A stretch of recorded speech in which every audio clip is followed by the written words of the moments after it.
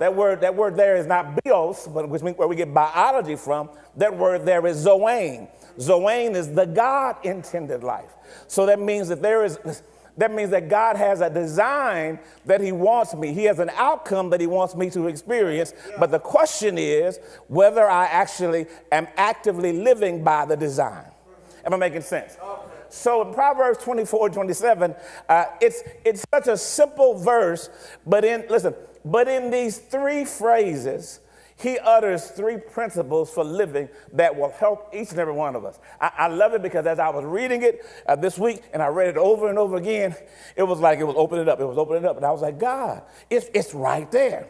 And that means that Dr. Moody, if you want to be successful, you have to operate by these principles.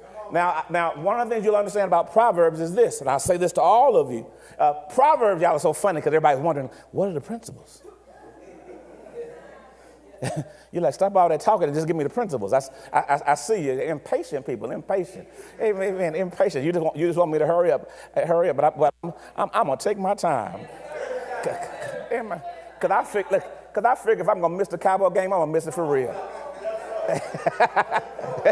now, listen. So it says this. It says, prepare your outside work, make it fit for yourself in the field, and afterward build your house. Prepare your outside work, make it fit for yourself, and afterward build your house. This text tells us something about divine priorities. Tell your neighbor, say divine priorities.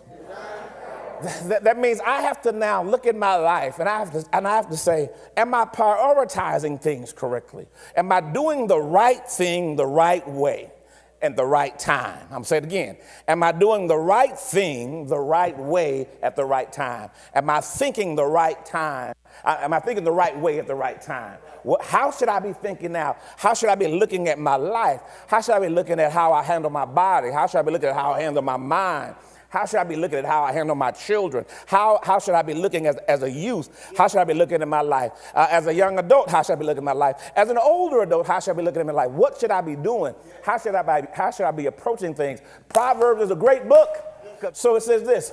It says it emphasizes the idea that there are priorities. Notice it says prepare your outside work, priority number 1. Make it fit for yourself in the field, priority number 2, and afterward build your house, priority number 3. I'll say it again. Y'all wanted me to give it to you fast? I gave it to you.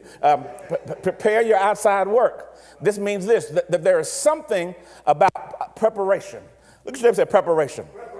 Now, is this idea of preparation, Dr. Moody, is this idea of preparation something that I just find in that particular verse? No, in Proverbs chapter 24, verse 3. It says this, through wisdom, a house is built. Through wisdom, a house is built. And by understanding, it is established. Now, and by knowledge, listen, the rooms are filled with all precious and pleasant riches. Now, wait a minute.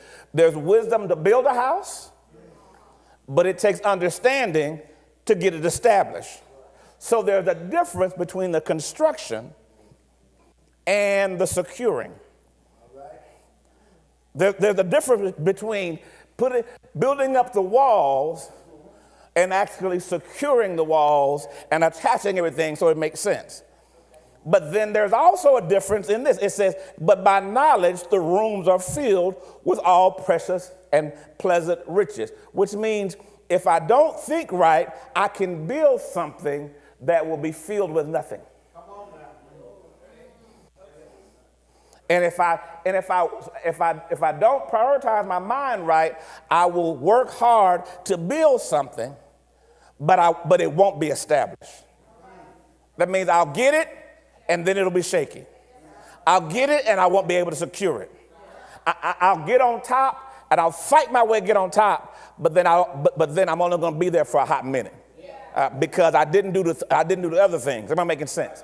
I went to school, I got the degree, I got the certification, I got the job. I went and got the job. They hired me for it. That means I'm in now. But I did not do the other things, so I'm not going to keep it.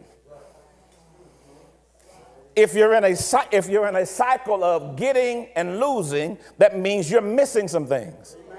If you're in a cycle of attaining and grabbing a few things, But then after a few years, you lose it. You lose that thing. Listen, if I keep getting into relationships, hear me, single person, and I keep dating and dating and dating, and I have no problem dating. I can date anytime I want to. Any day of the week, I can find somebody to date. But I cannot establish a relationship. That means I'm doing it wrong. Am I making sense? And I'm spending a lot of time in getting, but I'm not spending any time in establishing. Am I making sense? Making sense. That means that if I love my children and I keep having them, but I don't put thought into establishing them, then all I'm going to do is make myself poor, because I'm creating beings that are going to be dependent upon me. And although they are cute as buttons, all those buttons are going to be attached to me. And I need to establish some buttons that I can release and that are attached to other people's clothing. Through wisdom, a house is built. So that means this: a house is not just where you live, but it's supposed to be where you have peace. It's not just supposed to be a place where that protects you from the weather. It's supposed to be a place where you have peace, where you can relax, where you can calm, where you can enjoy some of the fruits of your labor. It says that through wisdom, the house is built. Through understanding, though, it's established. But listen, I can even establish it, saints, but if I don't have the right knowledge, I'll have an empty house that's not filled with anything. Your minds are working. You're doing some self-evaluation right now. So this is what I want you to do tonight. First of all, I want you to write down 3 things you want to build. 3 things you want to build. Like I want to build a future for myself. I want to build a future for my kids. 3 things you want to build. It doesn't matter who you are. Everybody got 3 things. I'm not telling you what 3 things to write down, but because I need you to think about this message in light of how practical it is and how it's going to apply. 3 things that you want to build. And see, as I talk about this, if you say, man, I ain't thought about 3 things I want to build, realize this, that you're just a person fighting in the wind. That means you have no goal, which means anything will get you there.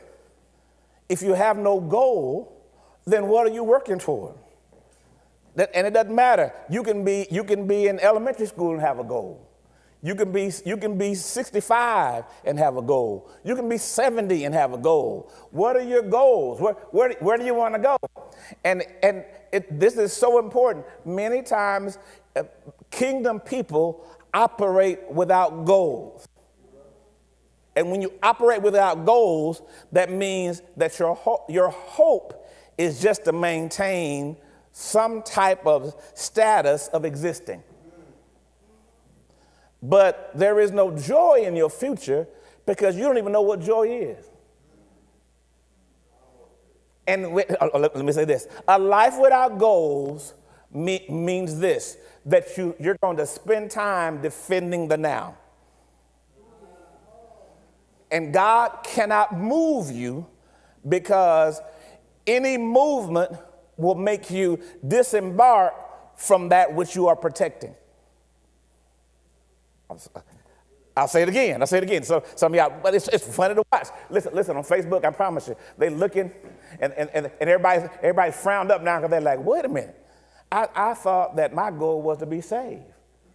Yes, your goal is to be saved. But remember, Jesus died on the cross for that, right? So when you accept him as your Lord and Savior, now what else? What is the life after the cross? It's funny to watch y'all. Y'all like, I've never thought about this. What are you going to do after you got saved? Okay, now is it just to go to heaven? So if it's just to go to heaven, then your best bet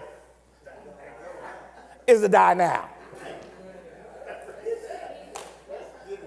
Because right now, you're about as focused and as saved as you're going to get. And if you're going to stay around some more years and some more decades, then you better get you some more goals to live out while being saved. Am I making sense?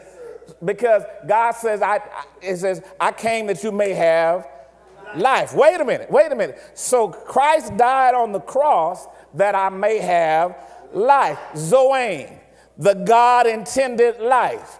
So that means that there is a life that God intended for me after the cross. And if I've never considered that, then I don't know why God came for me. Because I just thought that he came that I may enter the kingdom. But I haven't thought that, listen, I am 55 and I'm not going to see Jesus face to face till I'm 98. So I got 33 years or 43 years to find something to do. Am I making sense? And I'm in trouble now if now for the next 43 years, my goal is to maintain my salvation, which was a gift. Oh, we digging now. Write 3 goals down. What do you want to build? What do you want to build? What do you want to build? What do you want to build? Ask your neighbor, say, what do you want to build? What do you want to build? What do you want to build? This is a key question in life. If you've never considered what do you want to build, then you haven't ever even considered, thought about, or questioned what does it take to, what do you need to understand now? What information do you need to get now? What connections do you need to get now? Who do you need to be introducing yourself to now? But because I have no goals, I'm not thinking about, there's nothing I need to attain. So now, I'm going to say this, my mama going to shoot me. I'm stuck in a cycle of dumbness. Because I'm not going for anything. Since I'm not going for anything, my life is about maintaining what I have, which means I'm going to reject any other new information. I'm just going to try to keep information that will protect what I have. I can't grow because I'm stagnant now. And I have now told myself I'm going to live a life of stagnation. And then I want you to join in my life of stagnation. And we're going to wake up every morning and we're going to fry an egg, get a piece of toast and some coffee. And then we're going to sit there and we're going to watch Good Morning America together. And then before 11, we're going to get out and we're going to walk around the same block. Yeah, because that's what we're doing. We saved now. We're going to walk around the same block. You know, and then after I walk around the same block, then I'm going to come in and then I'm going to rest a while. Then I'm going to say, what we eating for lunch? And then we're going to decide today whether we're going to eat ham sandwiches or turkey sandwiches. Our greatest question today is what kind of bread we going to eat. Do you want barbecue chips or Ruffles with ridges? And you get upset when people do something that pulls you off of your routine. Every Saturday you cut your lawn. Every Saturday afternoon you wash your car. Am I talking to somebody? Every Friday night you watch Family Feud. And now you got Netflix, and so now you get mad when you don't watch the whole series. Now you're frustrated. Why? Because all your time is gone, and now you spend time staring at a small screen, waiting to be entertained by other people's foolishness. Because you have no goals. By wisdom, a house is built. By understanding, it is. If I don't know what I want to build, then I have not thought about what I need to understand to establish something. And if I haven't thought about that, then I can assure you, listen, I haven't asked myself, and how do I fill up that space? Because how could I fill up a space that I haven't thought about? Our text says this. It says, prepare your outside work. Proverbs 24 and 27. Prepare your outside work. Look at your neighbor and say, prepare. So principle number 1 is this. You have to recognize, principle number 1 is you got to recognize seasons of preparation. Now I'll say it again. Principle number 1 is you got to say, there are seasons of preparation, which means that I've got to know now that my life is nothing but a cycle of seasons. And I have to always, Ecclesiastes says, to everything there is a season, that my life is nothing but a cycle of seasons. I sow. Why? Because sowing and reaping is part of the kingdom cycle. Am I making sense? So life is about understanding and recognizing the seasons of preparation. The second question I'm going to ask you is this: how do you handle your fields? How are you currently handling your fields? What's a field? A place of productivity. Not your fields, F-E-E-L-S. I know I'm country. Fields, F-I-E-L-D-S. How do you handle these fields, these places of productivity? Am I making sense? That means that if I understand that there is a season if there's a season of productivity, there's a season of preparation that I got to do, I've got to think to myself, wait a minute, if I'm trying to build a house, I can't even build a house yet. The text says don't build a house yet. The first thing you got to do, you got to prepare your outside work. See, my problem is I'm worried about building something up, but why prepare the outside work, Dr. Moody, and why do you make it fit for yourself in the field and afterward build your house? Why does it say it in that order? What's the logic behind it, Dr. Moody? Here's the logic behind it. If I'm going to, I've got to prepare the field. Why? Because the field or my outside work, I have to cultivate this land. Because this land, this job, this mind, this body, these children are nothing more than fields of productivity. And I've got to look at my mind as a field of productivity. I've got to look at my body as a field of productivity. I've got to look at my children as fields of productivity. Now, this is going to change your life now, because when you look at things like this way, you're going to ask different questions. I'm making sense. So if I know that my mind is a field of productivity, how am I handling it? My most productive potential area that God could expand, what am I doing with it? I have this infinite potential of information, this infinite potential of creativity that's sitting on top of my shoulders. And what am I doing with it every day? That God gave me this beautiful mind that has the capability of creating and calculating and putting together. And I spend 8 hours a day complaining. So all of my creative capacity is being utilized on, I'm so sick of this mess, when I have the creative capacity to address it and to fix it. But I don't use my creative capacity for that. I know y'all ain't sleeping on me because y'all's eyes are wide open. But it's, no, I'm looking at you. but it's like, y'all are like this. I gave y'all a thinking message tonight. How are you handling, ask your neighbors, how are you handling your fields? So this is what I mean. So listen, how are you handling your children? What are you doing now in this season of your children? Whether they are in grammar school, whether they are in high school, whether they are young adults. What are you doing now to say, I gotta make sure you're productive? And I'm looking at you, and that attitude ain't gonna help you. Oh my God, I'm watching how you operate. You think, what? Oh Lord, that's gonna get you at some point. Oh my goodness, that's too hard. Oh my Lord, what are you saying? You with all that energy, you with all that passion now, the minute we say work hard, you crying and whining. Oh my God, I got work to do. Why? Because I got a field that's either gonna be filled with weeds or it's going to be replaced by another field.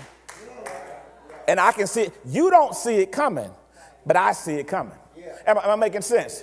So what do you mean? Your fields, how you're handling your children. That means every season of your child's life have different levels of productivity. Every season of your child's life, whether they are infants or young adults, you have to look and say, man, do they have what they need in order to go where they want to go, right? Because understand this, if I don't work with you now, you're going to circle back, and you're going to circle back, and you're going to eat up everything in my house. If I don't work with you now, you're going to create little minions. And those little minions, because I'm going to look at them and I'm going to say, those are my grandbabies. And you're going to bring them by my house with no shoes. And then what I'm going to do, because of my own feeling of responsibility, I'm going to get up and I'm going to go buy them babies some shoes. Because no grandbaby of mine, am I making sense? So, but wait a minute. But here's the thing. Listen, you got to say, it's your fault that you let them grow up now, because you had a season where you could plant in them some stuff. Did you plant in them the right stuff so they wouldn't bring their responsibility back home and hand it to you? Am I making sense? Well, you know they need daycare. Yeah. You didn't know you need daycare. Did you know they need daycare when you had them? Well, that's fine. Well, I'll find some place, somebody to watch them. And then you'll go, no. And here's the deal. They know you'll go, no. So what are you doing now with your child, with your young adult saying, I got to work with you. Right now, you eating up my groceries, and you sucking up my air, and it makes sense. You driving my car. I'm making sense. You're on my insurance. You're on my, and I haven't put in you don't even know how to negotiate. Listen, now that you've heard the word and you've been blessed, I know that you're ready to move to the second part of worship. What do you say that is, Dr. Moody? What's the second part of worship? The second part of worship is giving. It's time for you to sow. The word has been sown into you, and the Bible tells you that when the word's sown into you, you're supposed to sow back into the word. And whatever you sow, you're going to reap. Listen, I know just like this word bless you, this seed you're about to sow is going to bless you.